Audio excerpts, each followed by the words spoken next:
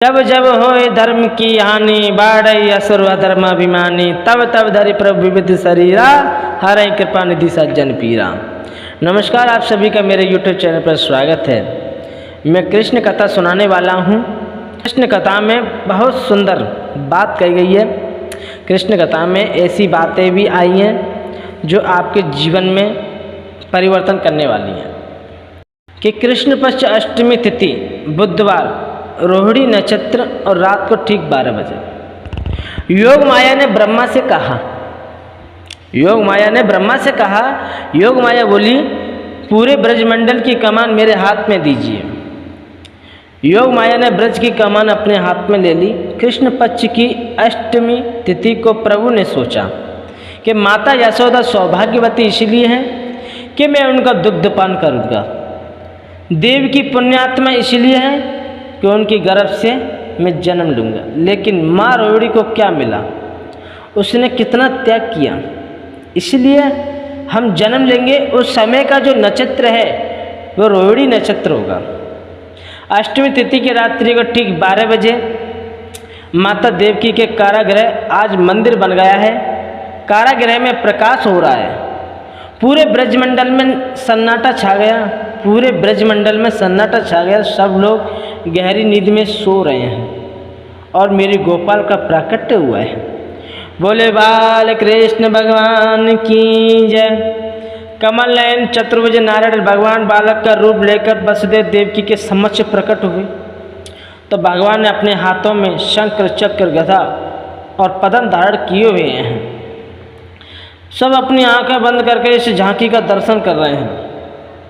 देवकी के कारागृह में जो कृष्ण प्रकट हुए हैं, झांकी कैसी है? सुखदेव जी वर्णन कर रहे हैं कि वसुदेव देवकी ने मेरे गोविंद की झांकी को देखा। शंख चक्र गदा और पद्म जिसने धारण किए हैं। देवकी वसुदेव दोनों ने मेरे गोविंद को प्रणाम किया, ऐसा सुंदर स्तुति की और दोनों के नेत्रों में आंसू झर रहे हैं। सारे ब्रजमंडल में सन्नाटा छाया हुआ है। तो देवकी माता कहती हैं कि मेरा कितना बड़ा सौभाग्य है कि मैं अपने सौभाग्य को किन शब्दों में वर्णन करूं। मेरे घर स्वयं भगवान अवतरित होकर आए। ये निर्गुण निर्विकार निवेश, ये ब्रह्म आज मेरे घर आया, मेरा सौभाग्य है। हे भगवान, मैंने संतों से सुना है कि मृत्यु के भय से भयभीत प्राणी 10 दिशा में डोलता है, पर इसको अभय नहीं मिलता।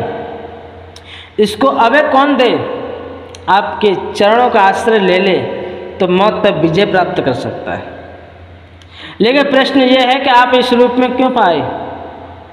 भगवान बोले, माँ आपको याद नहीं, स्वयं मनवंतर में आप लोगों ने मेरी जो तपस्या की थी और आपने कहा था कि आप जैसा पुत्र मुझे मिले, तो उस समय में आपका बेटा बना प्रश्नि गर्भ। दूसरी बार कश्यप अतिथि बने तो मैं आपका पुत्र बावन बनकर आया, और इस बार वसुदेव देवकी बने तो मैं कृष्ण बनकर आया। यदि कोई ये कह दे कि आप हमारे पुत्र बन जाओ तो मैं एक बार पुत्र बनकर कार्य को पूरा करता हूँ। लेकिन अगर ये कोई ये कह दे कि आप जैसा पुत्र हमें हो जाए, वहाँ मुझे 3 बार आना पड़ता है। माता ने कहा, वो तो चलो ठीक है, आपको पुत्र बनकर आने को कहा था, लेकिन आप तो पिताजी बनकर पधारे। ये शंख चक्र गदा पद्मधारी, तो फिर हम आपको कैसे गोद में लें, कैसे दुलार करें? तो भगवान ने कहा, मैया मैं सत्य कहता हूँ कि मामा कंस जन्म लेते ही मानने चला आता है। इसीलिए हम सुदर्शन चक्र लेकर आए हैं। हमने सोचा जो काम 11 वर्ष बाद करना है वो आज ही कर देंगे, इसीलिए हम सुदर्शन चक्र लेकर आए हैं। यदि आप ये चाहती हैं कि मैं छोटा बालक बनूं, तो मैं आपकी रक्षा कंस से नहीं कर सकता, बल्कि आप लोगों को कंस से मेरी रक्षा करनी पड़ेगी। आप मुझे गोकुल पहुंचा दो। नंद पत्नी ने इसी समय एक कन्या को जन्म दिया है, हमें ले जाकर वहाँ सुला दो और कन्या को लेकर जाकर कंस को सौंप दो। तो वसुदेव ने कहा कि मुझे हथकड़ी लगी है, बेड़ियां लगी हैं, ये सब मैं कैसे कर सकता हूँ। तो गोविंद बोले इसकी चिंता मत करो, जीव जब मेरा आश्रय लेता है, जीव जब मेरा आश्रय लेता है तो सारे बंधन को मैं खोल देता हूँ। भगवान के छोटे से बालक बन गए। भगवान जब छोटे से बालक बन गए तो देवकी ने गोद में लिया और अपना स्तनपान कराया।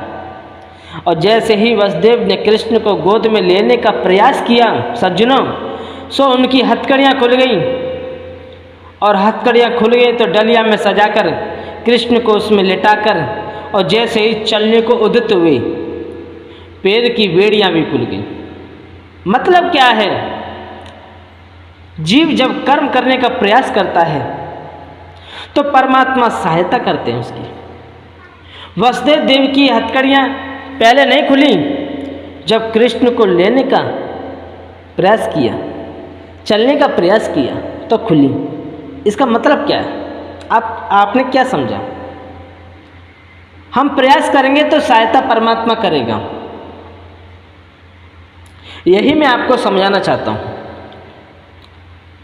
कि हम जो कर्म बंधन में बंधे हुए हैं, सांसारिक कर्म बंधन में बंधे हुए हैं, तो जो हमारे एक तरह की हाथ पैरों में बेड़ियाँ हैं, हम कारागृह में डले हुए हैं। तो इस बंधन से मुक्त हम कैसे होंगे? जब हम परमात्मा का आश्रय लें। जब जीव परमात्मा का आश्रय लेता है तो परमात्मा उसकी सहायता करते हैं। परमात्मा जब उसकी सहायता करते हैं, जब वो परमात्मा की तरफ चलने को होता है, अपने कदम बढ़ाता है, अपने हाथों को बढ़ाता है कि प्रभु मुझे अपनी शरण में ले लो, मैं तुम्हारी शरण में आना चाहता हूँ, तो वो अपने हाथों को बढ़ाता है, अपने पैरों को बढ़ाता है, तो परमात्मा उसके सारे बंधन को तोड़ देते हैं। इसीलिए यहाँ पर जो उदाहरण दिया हुआ है वो बहुत सुंदर उदाहरण है कि जब जीव परमात्मा का आश्रय लेता है तो उसके सारे बंधन टूट जाते हैं, वो मुक्त हो जाता है, वो स्वतंत्र हो जाता है। तो मेरे प्यारे श्रोताओं, भक्तजनों, यही मैं आपको समझाना चाहता हूँ कि ज़्यादा से ज़्यादा प्रयास ऐसा करें कि किसी भी प्रकार से, किसी भी बहाने से हमारा जो मन है वो किसी भी प्रकार परमात्मा के चरणों में लग जाए। परमात्मा के चरणों में लगने से हमारे जन्म जन्मों के ये चक्र हैं, जन्म लेना मरना, फिर जन्म लेना मरना, ये दुख भोगना, ये सुख भोगना, जीव इससे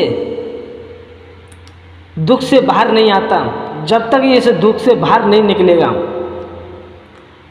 तब तक वो परमात्मा का आश्रय नहीं ले सकता है। तो जिसे संसार से दुख बुद्धि है गई है और जिसको दुख ज़्यादा होता है वही परमात्मा को याद करता है। दुख उन लोगों के लिए बुरा है जो सांसारिक सुख को भोगना चाहते हैं, और जो परमात्मा को प्राप्त करना चाहते हैं उनके लिए दुख बहुत अच्छा है, क्योंकि दुख में परमात्मा की जो याद होती है वो सुख में नहीं होती, इसीलिए दुख अच्छा है। अगर दुख अच्छा नहीं होता तो कुंती ने अपने पल्लू में कृष्ण से दुख नहीं मांगा होता, क्योंकि पूरा जीवन कुंती का दुख में ही निकला, और दुख में निकला तो कुंती ने कृष्ण भगवान से अपने पल्लू में दुख ही मांगा कि कृष्ण मुझे दुख दीजिए। जिस दुख में तुम्हारी याद आती है, जिस दुख में याद होने का जो अनुभव है, जो आनंद है, जो विरह की जो पीड़ा है, उसमें जितना आनंद है उसमें सुख में नहीं है, इसीलिए तुम मुझे दुख दो।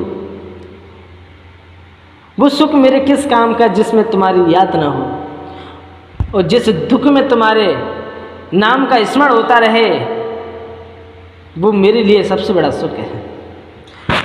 तो कहने का भाव मेरा ये है कि दुख से घबराओ मत। जीवन में जितना भी दुख आए, जितना भी कष्ट आए, उसको हंसते हुए सहते हुए उसे सहन करो और परमात्मा के नाम का आनंद लो। तो मेरे प्यारे श्रोताओं, भक्तजनों, मैं अपनी वाणी को यहीं पे विराम देता हूँ। जय श्री कृष्ण, जय श्री कृष्ण।